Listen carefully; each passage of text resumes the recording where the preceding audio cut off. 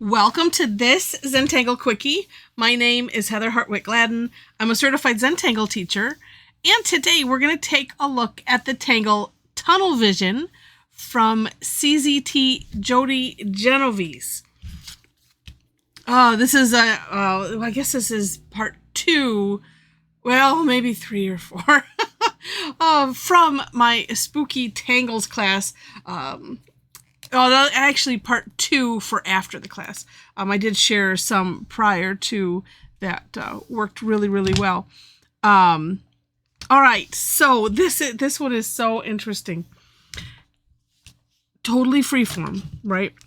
Well, yeah, at least at the beginning. So we're gonna put, technically they're C-shaped-ish curve lines. They're mountains, little mountains like this. And, have fun placing them however you wish to place them. Different sizes. Like that. Can have some, well, that one is a bit pointy. We'll see if we can fix that. Oh, I'm sure we can. Let's do a little one here going off the page and then do some more like this. Like that. Yeah, we'll leave it there for now. Okay. Then, and now this is up to you. So the first step is, and I'm going to put one right here, is we're going to put it, you can put the orb anywhere. And so as I was thinking about it, on my version of the step outs, what I decided to do was, and then we are going to, fill this in, but leave a little white for the shine. But what's fun about this tangle is these little guys can have some character depending on where you put the orb and where you position the shine. So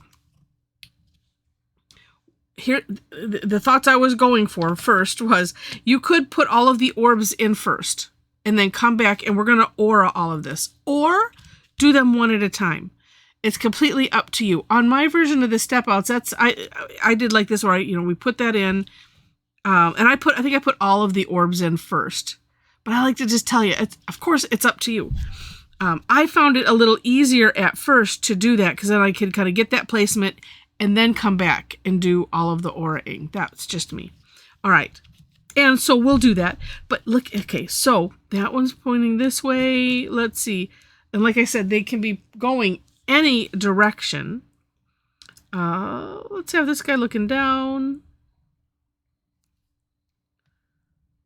And with that, we'll put the white part. Normally the shine part, we'll have that one looking down. Let's see. How about this one? You can put them right. I was gonna say you can put it right in the middle, but I wanted to curve that. Let me just look here. Yeah, it's not going to matter. Well, off to the side. Like that. We could do that. See, then maybe I can, round it a little bit. Is a weird orb.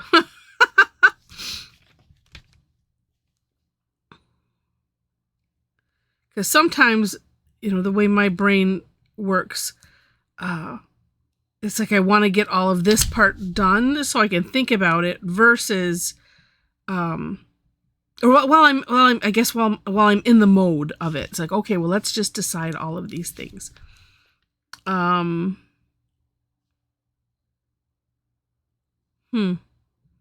Because this is the hardest part for me, honestly.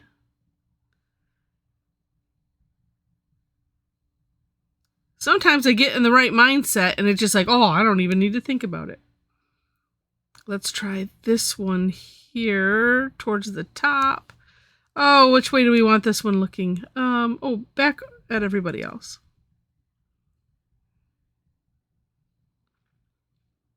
And again, I want to curve that a little bit.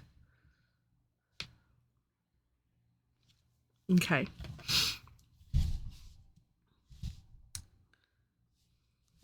I know she had some. Let's do it right all the way at the bottom. Well, I can, oh, this one has two. I didn't pay any attention. I'm sure somebody was yelling, hey, wait, no, you did that one already. But that's okay. This one will just be different. Oh, my goodness. Oh, let's put this one here going on this end. And what's fun is you just, you know, try not to think about it too much. Like I said, I'm continually working on that. And we'll put this one right at the top because I think it's neat up at the top.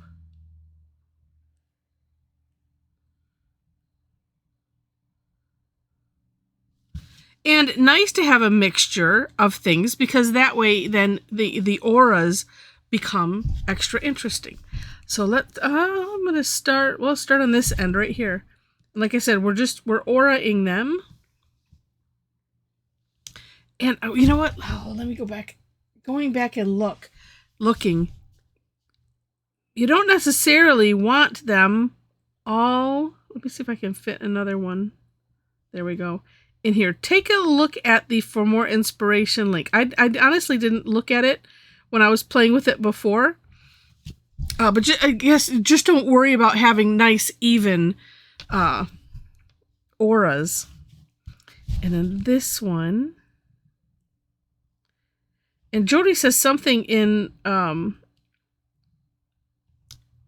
the article about, oh, let's see.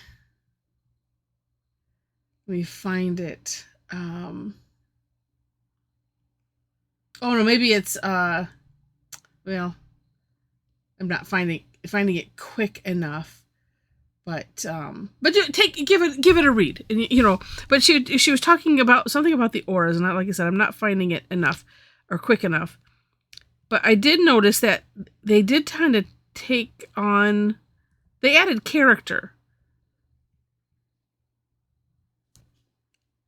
And I'm noticing how some of them are a little closer together, which kind of makes you think that, you know, they're turned a little bit.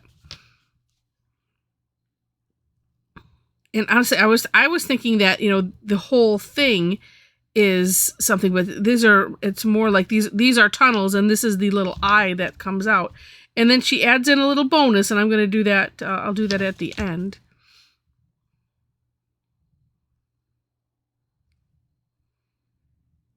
Yeah, so I'm working to make these not consistent.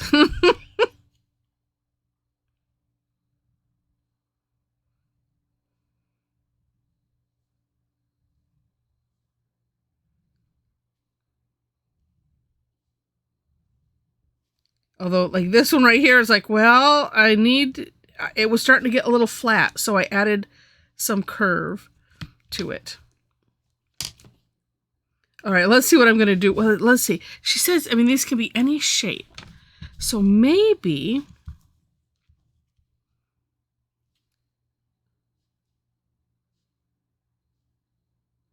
I could kind of divide it in half, sort of.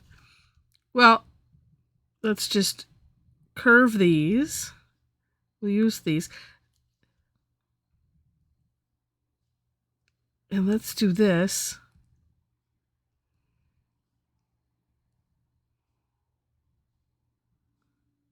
Yeah, so it looks like one's in front of the other. Look at that. Ah.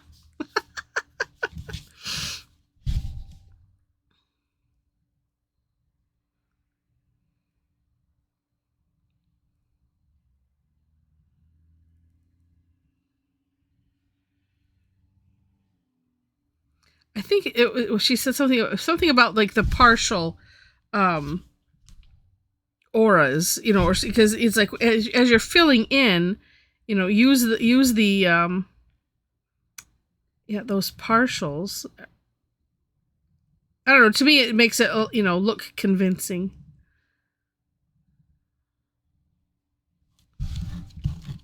All right, when we get to some shading, it's going to be even, you know, this is one of those, it'll look better once I get to the shading, because my brain is going, that just is a, you know, bit of a hot mess.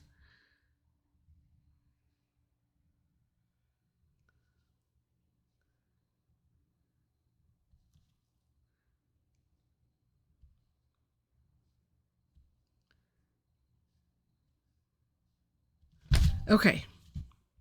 Like so. And well, let me show you the bonus. So the bonus was this.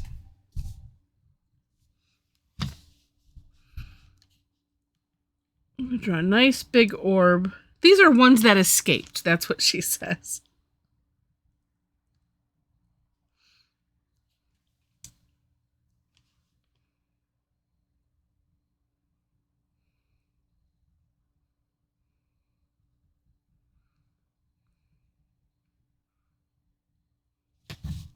Okay, and then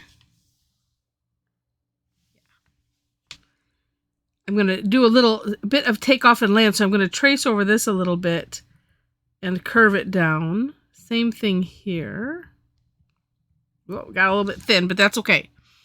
You know, this is full of whimsy.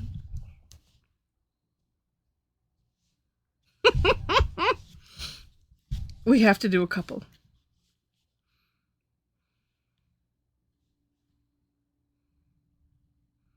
Or 3, really, because that's a good number.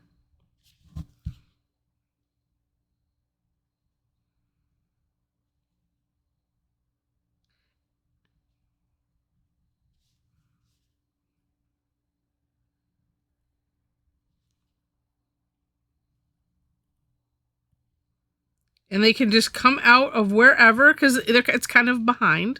I'm going to put one, well, I'll make one lower.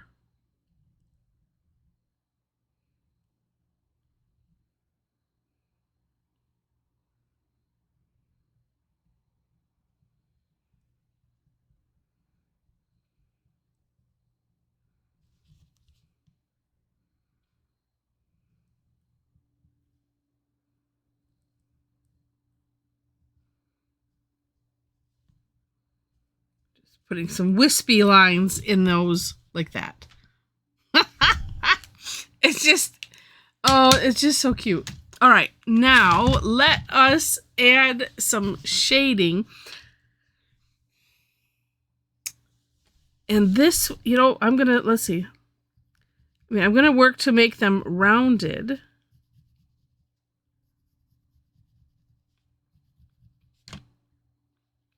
Some of these odd shapes, I do find I have to play with a little bit.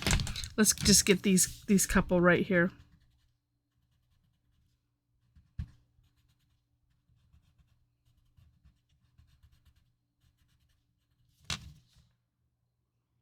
Like that. This one will be easier.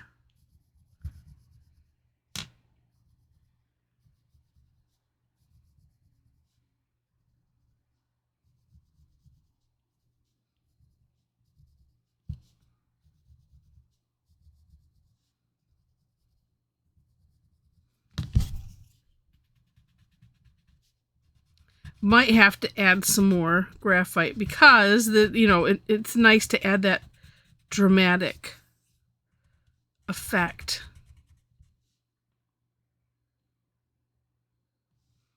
Yeah, I'm not sure about these ones on this side. I need to do a little bit of work on that.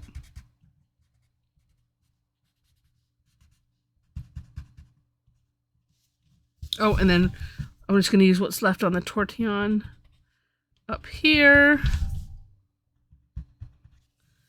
Ooh, and maybe add let's do some pencil. And very carefully soften. Just on that one. Well, I think I did pretty good there. It's just interesting. Okay, and here's another thought. If for some reason you want to add a little extra shine to these, I'm going to use this is the end of a General's white charcoal. And even though I'm working on white, as it lightens up the going over the black ink, it adds a little extra to the shine. It's kind of as if you left, a lot of times when we do the shine, we'll leave a gap, and maybe a gap and a dot or two, something like that. It kind of is that same effect. But it's a nice way to do something after the fact if you want to.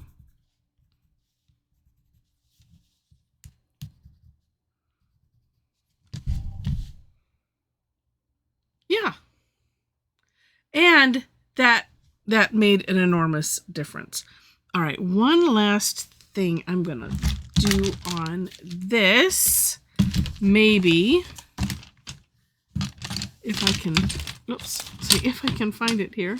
Here it is. In my sea of pens on my desk. Just because I want to have this be a little bit more dramatic, but I don't want to add any more graphite. This is also the end of a colorless blender from Prismacolor.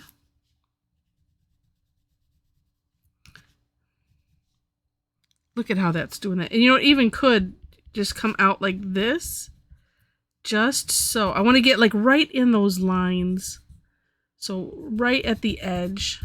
But then I don't want to have that hard line. So that's why I'm putting the extra little, like this.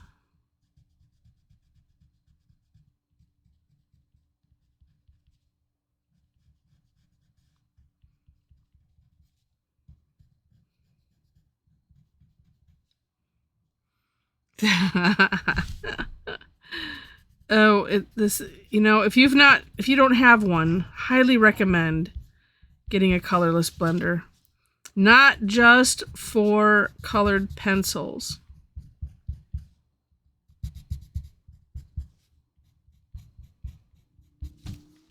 There we go. Yeah, really, really neat. All right, let's...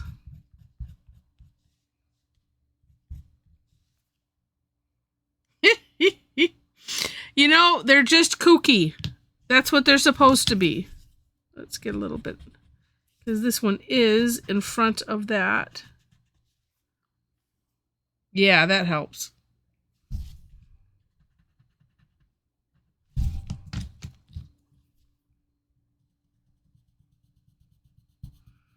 And sometimes it's almost like I'm redefining the lines.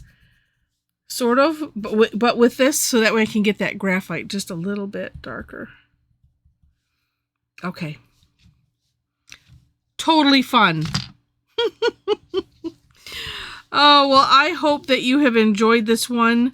If you have, click on the like button.